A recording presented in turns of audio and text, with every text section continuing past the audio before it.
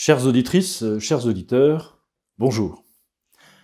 Ce qui me frappe le plus dans cette affaire du soufflet qui a frappé le président de la République cette semaine, ce n'est pas la gifle en tant que telle, mais plutôt l'ensemble des commentaires qui ont accompagné cet épisode, inédit dans l'histoire récente de la France, d'une part, et d'autre part tout à fait emblématique. Non, Madame Schiappa, tous les Français n'ont pas reçu une gifle en même temps que le président de la République. Majou est resté parfaitement insensible, et je crois que c'est le cas de beaucoup de nos concitoyens. Non, Monsieur le Premier ministre, ça n'est pas la démocratie qui est attaquée. Non, chers homologues chefs de partis politiques, ça n'est pas la République qui est menacée. Non, Monsieur le Président de la République, il n'y a pas de manifestation d'ultra-violence, comme vous avez pu le dire juste après que vous avez repris vos esprits. Rien de tout ça n'est vrai.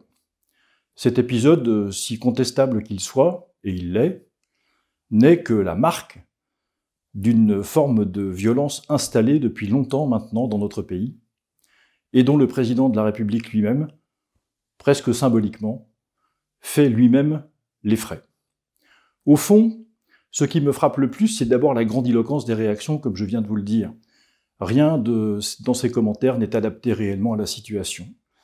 Ce qui est attaqué ici, c'est bien la personne même du chef de l'État, et non pas la France, ni la République, ni la démocratie, pour la raison simple que, dans l'esprit de beaucoup d'entre nous, il ne représente ni l'une, ni l'autre, ni la troisième. La France, sans doute que non, puisqu'il en parle si peu, et il l'aime si peu, qu'on se demande bien comment il pourrait prétendre la représenter. La République, peut-être, a supposé que, dans l'esprit de notre peuple, ce mot signifie encore quelque chose, à part un vague régime abstrait dont on ne sait pas très bien finalement ce qu'il recouvre. La démocratie, probablement pas, si l'on regarde avec attention la manière dont sont traitées nos institutions depuis le début de ce quinquennat, la manière dont sont traitées nos libertés fondamentales, qu'elles soient individuelles ou publiques, et en général, la façon dont le respect de l'expression populaire fait partie de l'environnement intellectuel et politique de nos dirigeants.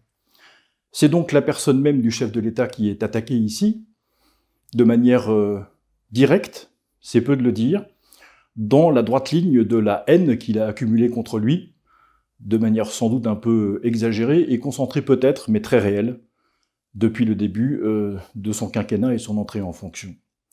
Ce qui me gêne par ailleurs dans ces commentaires, dans cet épisode, c'est que la manière dont on le met en scène, dont on le commente, le fait de se concentrer sur la gifle, ne permet pas de réfléchir au fond, à ses causes, de réfléchir en vérité à ce qui peut la motiver ou l'expliquer sans la justifier.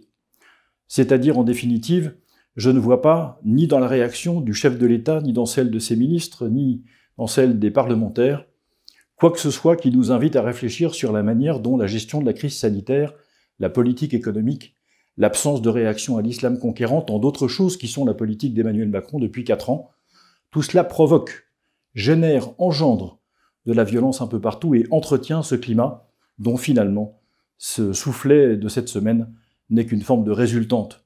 Tant que nous serons aveuglés par le commentaire médiatique du phénomène, nous ne serons pas suffisamment habiles, suffisamment lucides, suffisamment distants pour traiter des causes. Et cette fois encore, nous passons à côté des causes. C'est bien le drame de cet épisode, au-delà de cette gifle personnelle qui n'est malheureusement que finalement très anecdotique en tant que telle. Un dernier point pour dire une surprise et un regret. Le seul à avoir évoqué la France dans ses commentaires, à part votre serviteur bien sûr, est Yannick Jadot, le leader des Verts. J'en suis triste, non pas parce que lui l'a fait, mais parce qu'il est le seul.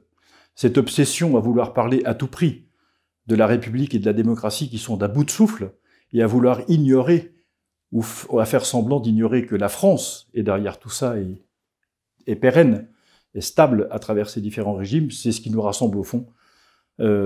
Ignorer tout cela, c'est définitivement renoncer à comprendre ce qui s'est passé cette semaine, et dans une large mesure, ne pas nous donner les moyens de préparer la suite. Voilà ce que je voulais vous dire aujourd'hui, je vous remercie de votre attention, et je vous dis à vendredi prochain.